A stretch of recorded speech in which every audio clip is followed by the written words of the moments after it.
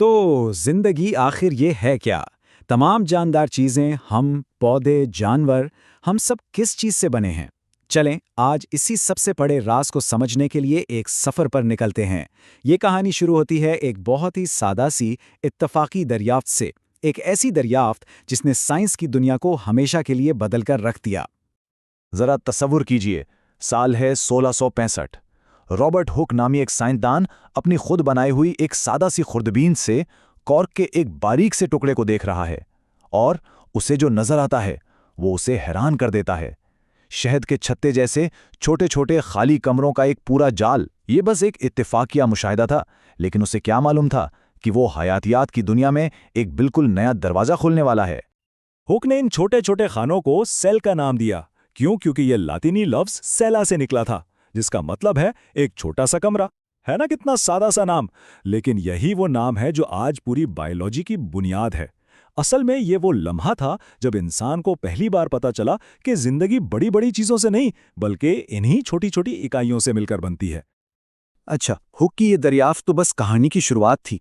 कुछ ही साल बाद एक और साइंसदान लीवन हुक अपनी बेहतर खुर्दबीन से तालाब के पानी में कुछ हिलता जुलता देखता है, छोटे जिंदा खुलिए।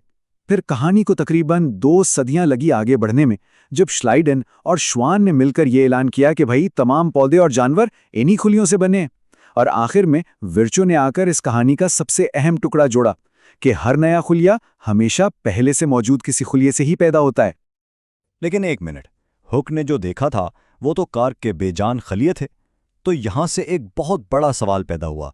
अगर ये बेजान कमरे ऐसे दिखते हैं तो फिर वो खलिये कैसे नजर आते होंगे जिनमें जिंदगी दौड़ रही हो? चलें, अब इसी राज से पर्दा उठाते हैं। और मजे की बात यह है कि जिंदा खुलियों को देखना कोई रॉकेट साइंस नहीं, बल्कि हैरत अंगेज तौर पर बहुत आसान है। घर में मौजूद प्याज के छिलके का एक छोटा सा तजुर्बा ही हमें जिंदगी की इस छुपी हुई दुनिया की सैर करवा सकता है। ये बिल्कुल ऐसा है जैसे साइंस को बड़ी बड़ी लैब से निकालकर अपने हाथों में ले आना। और जब प्याज के छिलके को खुर्दबीन के नीचे रखा जाता है तो एक बड़ी हैरानकुन बात सामने आती है। चाहे प्याज छोटा सा हो या बहुत बड़ा, इसके बुनियादी खुलिये वो बिल्कुल एक जैसे होते हैं। इससे ये साबित हुआ कि ये छोटी छोटी साख्तें ही असल में बुनियादी इकाइयां हैं जिनसे पूरा जानदार बनता है। किसी चीज का साइज इसके खुलियों के बड़े होने से नहीं, बल्कि खुलियों की तादाद ज्यादा होने से बड़ा होता है। तो इन तमाम मुशाहिदात ने मिलकर बायोलॉजी के एक सबसे बड़े और अहम सुतून को जन्म दिया, जिसे हम कहते हैं सेल थ्योरी या खुलिया का नजरिया। इसके 3 बहुत सादा लेकिन बहुत गहरे उसूल हैं। पहला, हर जानदार चीज खुलियों से बनी है। दूसरा, खुलिया ही जिंदगी की सबसे बुनियादी इकाई है। और तीसरा, हर नया खुलिया हमेशा किसी पुराने खुलिये से ही वजूद में आता है। ठीक है, तो अब तक हमने खलिये को बाहर से तो देख लिया, लेकिन अब वक्त है कि हम मजीद जूम इन करें और देखें कि इस छोटे से कमरे के अंदर आखिर चल क्या रहा है। इसके अंदर की नाकाबिले यकीन मशीनरी को समझने के लिए तैयार हैं? चलें फिर। अच्छा, तो यूं समझें कि हर खुलिया एक छोटा सा मसरूफ शहर है। इस शहर के बुनियादी तौर पर 3 अहम हिस्से हैं। एक इसकी बैरूनी दीवार यानी प्लाज्मा मेम्ब्रेन, फिर शहर का कंट्रोल सेंटर यानी न्यूक्लियस, और इन दोनों के बीच का सारा इलाका जिसे साइटोप्लाज्म कहते हैं, जहां असल में शहर का सारा कामकाज होता है। सबसे पहले बात करते हैं प्लाज्मा मेम्ब्रेन की, जो खुलिये का एक बहुत ही ज़हीन दरबान है। ये सिर्फ एक दीवार नहीं, बल्कि एक गेट कीपर है। ये फैसला करता है कि कौन सी चीज़ें अंदर आ सकती हैं और किन चीज़ों को बाहर जाना है। इसकी इसी सिलेक्ट करने की सलाहियत की वजह से खुलिया अपने अंदर एक मुतवाज़िन और मुस्तहकम माहौल कायम रख पाता है। अब चलते हैं शहर के ही हेडक्वार्टर की तरफ, यानी न्यूक्लियस। ये खलिये का दिमाग है, इसका कमांड सेंटर। यही वो जगह है जहां से खलिये की तमाम सरगर्मियों को कंट्रोल किया जाता है, उसके बढ़ने से लेकर उसके तकसीम होने तक। तो इस न्यूक्लियस के अंदर आखिर है क्या? इसके अंदर है जिंदगी का ब्लूप्रिंट। ये क्रोमोसोम्स की शक्ल में मौजूद होता है, जो असल में डीएनए और प्रोटीन से बने होते हैं। और यही डीएनए वो खुफिया कोड है जिसमें किसी भी जानदार की तमाम मालूमात महफूज होती हैं, बालों के रंग से लेकर आंखों के रंग तक, सब कुछ। अब आते हैं एंडोप्लाज्मिक रेटिकुलम या आसान जबान में ईआर पर। जरा सोचें, ये झिल्लियों से बनी नालियों का एक बहुत ही पेचीदा जाल है, एक नेटवर्क जो पूरे खुलिये में फैला हुआ है। ये एक ही वक्त में खुलिये की फैक्ट्री भी है और उसका ट्रांसपोर्ट सिस्टम यानी उसकी शाहराह भी। इस ईआर की भी 2 किस्में हैं। एक है रफ या खुरदरा ईआर।